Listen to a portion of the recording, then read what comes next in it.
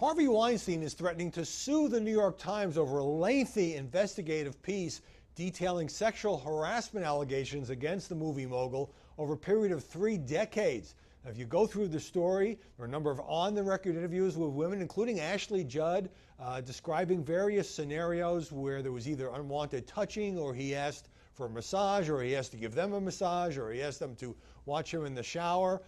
This is a guy, of course, who is kind of a Hollywood hero, who has been the producer of many famous and successful movies.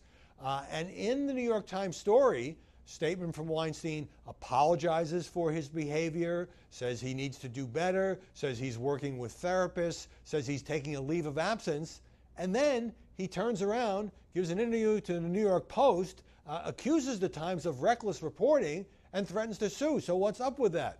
Well, there obviously are certain disputes over some of the details. For example, there's a former female executive at the company who wrote a detailed memo obtained by the Times, which has a lot of information about alleged incidents shared by other colleagues or former colleagues.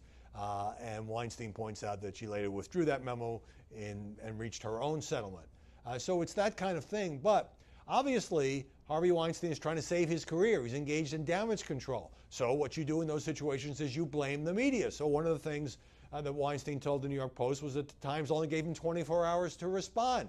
Not true. A Times spokeswoman telling me that he had 2 days to respond, that he was provided with all the information about the various accusations from various women.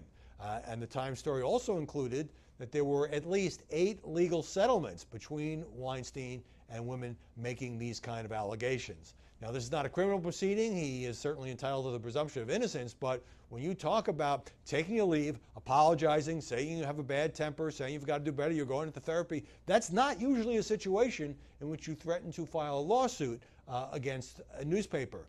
And clearly, the Times devoted a lot of energy, time, resources to nailing this down, and it's not just a bunch of anonymous sources. You have, in one case, prominent woman Ashley Judd coming forward. You have the Times interviewing other women who the women who are alleging the harassment spoke to at the time, who were kind of like corroborating witnesses. Now, this is a problem for Hollywood, which, you know, kind of embraced Harvey Weinstein and actually portrayed him as a champion of women. And it makes me wonder, it's sort of like other cases, Bill Cosby, certainly cases at Fox. Was this an open secret? How come more of this didn't come out over a period of 30 years? And is it a problem for Democrats? Some Democrats, he's a big Democratic donor, some Democrats already returning their contributions to Harvey Weinstein, others are not. He was close, he was friendly with Hillary, he was close to the Obamas. In fact, the former president's daughter worked at a Weinstein company. So there are a lot of implications and ripple effects from this story.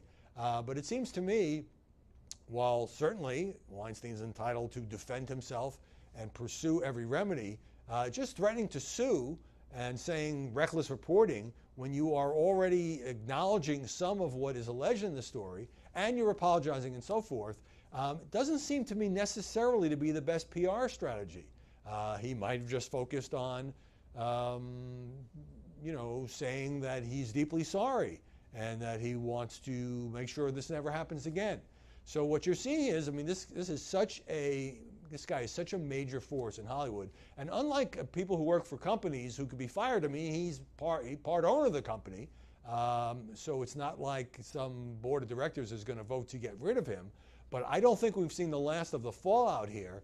And this is either an example of really dogged investigative reporting by the New York Times, or the burden is on Weinstein to prove that it was something else.